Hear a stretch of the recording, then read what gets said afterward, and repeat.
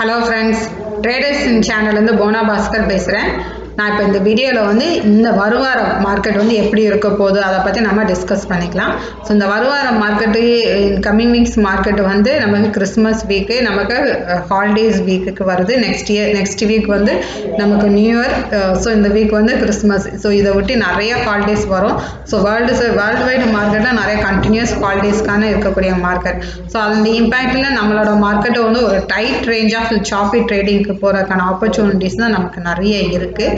So நமக்கு இது வரைக்கும் நம்ம போனதில் வந்து பார்த்தோன்னா நமக்கு வீக்லி சார்ட்டில் நிஃப்டி அகெயின் பையிங் கேண்டில் தான் கொடுத்துருக்காங்க. ஸோ வந்து ஒரு ஸ்டெப்பு மாதிரி நமக்கு மேலே தான் நமக்கு போய்கிட்டே தான் இருக்குது.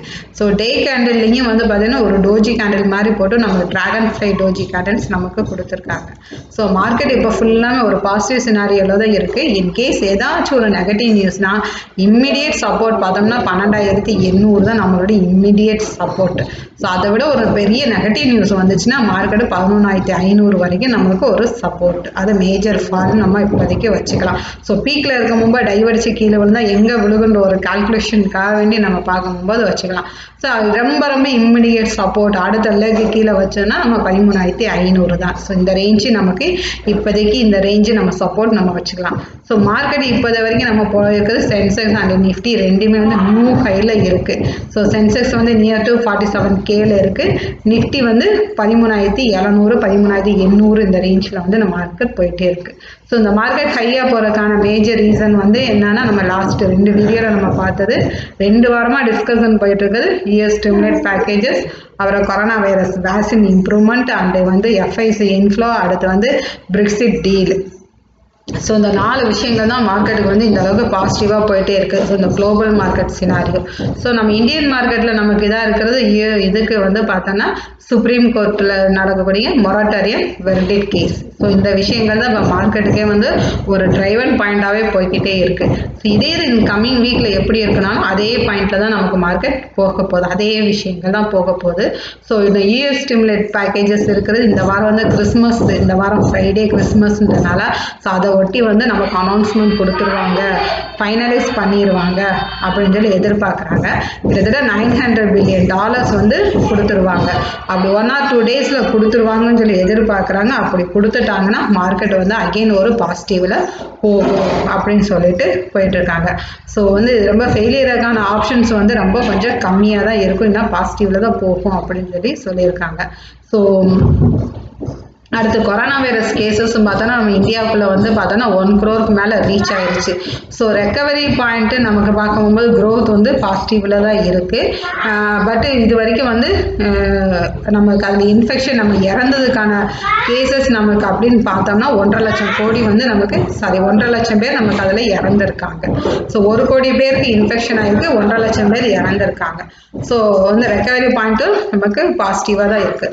வேர்ல்டு வைடு பார்க்கும்போது யூஎஸில் தான் நிறைய பேர் இருக்காங்க. 1.25 கோடிக்கு வந்து பார்த்தீங்கன்னா இன்ஃபெக்ஷன் ஆகிருக்கு. கிட்டத்தட்ட 3.25 லட்சம் பேர் அவங்க லைஃப்பை லூஸ் பண்ணியிருக்காங்க. செகண்ட் வந்து பார்த்தீங்கன்னா யூரோப்பியன் நேஷன்ஸில் வந்து நிறைய இன்ஃபெக்ஷன் ஆகிருக்கு. அடுத்து வேக்சின் டெவலப்மெண்ட் பார்த்தோம்னா நமக்கு இந்தியாவில் நம்ம பண்ணிட்டு இருக்க சேரன் இன்ஸ்டியூட் ஆஃப் இந்தியாவிலேருந்து பண்ணக்கூடிய Oxford AstraZeneca vaccine, Bharat Biotech, Pfizer, இதுக்கு எல்லாத்துக்குமே வந்து ஒவ்வொன்றா ஒரு அப்ரூவல் கிடச்சிக்கிட்டே இருக்குது. இதுக்கு அடுத்தபடியாக யூஎஸ்லேருந்து கண்டுபிடிக்கிற மடர்னான்ற வேக்சினுக்கும் ஒரு அப்ரூவல் கிடச்சிக்கிட்டே இருக்குது. ஸோ பிப்சரும் பயோடெக்னிக் வந்து வேர்ல்டு வைடாக இப்போ ஒவ்வொரு நேஷன்லேயும் வந்து அந்த மருந்தெல்லாம் சப்ளை கொடுக்க ஆரம்பிச்சிட்டாங்க. ஸோ இதுவும் நம்மளுக்கு ஒரு பாசிட்டிவ் ஜோனில் தான் நமக்கு இருக்குது. ஸோ பிரெக்சிட் டீல் நம்ம வைக்கும்போது யுனைடெட் கிங்டம்க்கும் யூரோப்பியன் யூனியனுக்கும் நமக்கு 2 பேருக்கு நடுவில் நடக்கிற ட்ரேடு டீல். அந்த ட்ரேட் டீல் தான் இன்னும் பேச்சுவார்த்தை போய்கிட்டே இருக்குது. அந்த ட்ரேட் டீல் வந்து இம்போர்ட் அண்ட் எக்ஸ்போர்ட்டுக்கான டீல். ஸோ அந்த டீல் வந்து முடிஞ்சிடும் அப்படின்னு சொல்லி எக்ஸ்போர்ட் பண்ணிட்டு இருக்காங்க. அப்படி முடியல அப்படின்னா ஜனவரி 1 ஒரு ஸ்ட்ரைக் பண்ணலாம் அப்படின்னு சொல்லிட்டு ஃபாலோ பண்ணிட்டு இருக்கிறாங்க.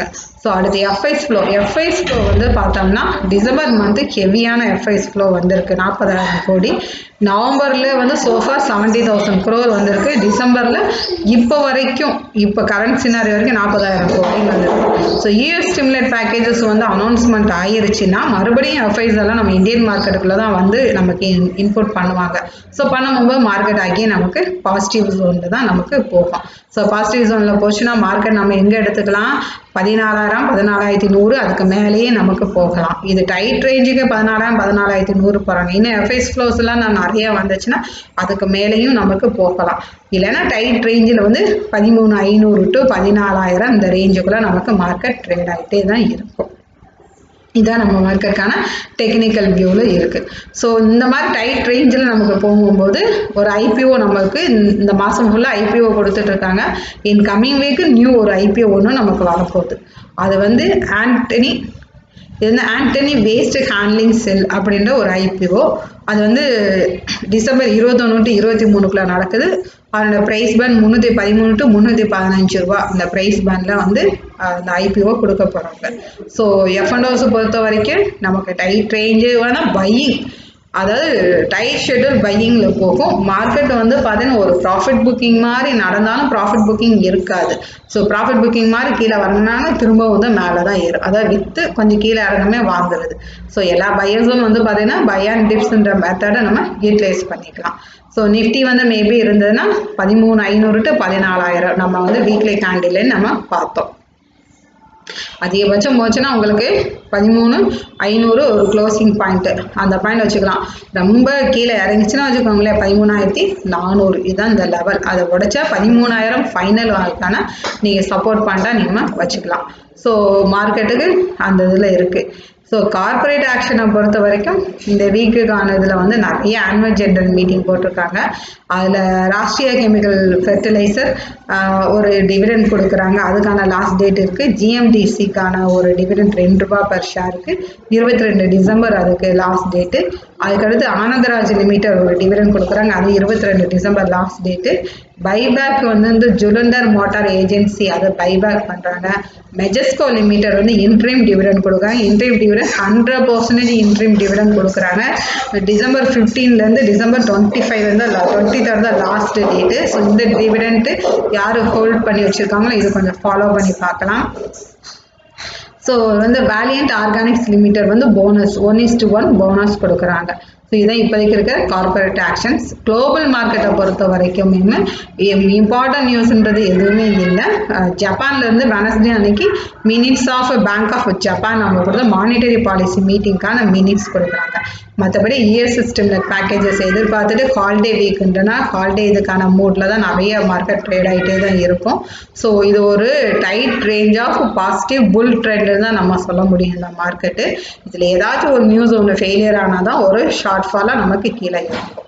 சரி, ஓகே. நான் இந்த வீடியோவில் நான் கொடுத்துருக்க அந்த விஷயங்கள் எல்லாமே உங்களுக்கு பயனுள்ள தகவலாக இருக்கும்னு சொல்லிட்டு நான் எதிர்பார்க்குறேன். அப்படி இருந்ததுன்னா என்னோட வீடியோஸ்க்கு வந்து கமெண்ட்ஸ் கொடுங்க, ஷேர் பண்ணுங்கள், லைக் பண்ணுங்கள். மறக்காமல் என்னோட சேனலை வந்து சப்ஸ்கிரைப் பண்ணுங்கள். தேங்க்யூ வெரி மச் ஃபார் வாட்சிங் my video. Thank you so much.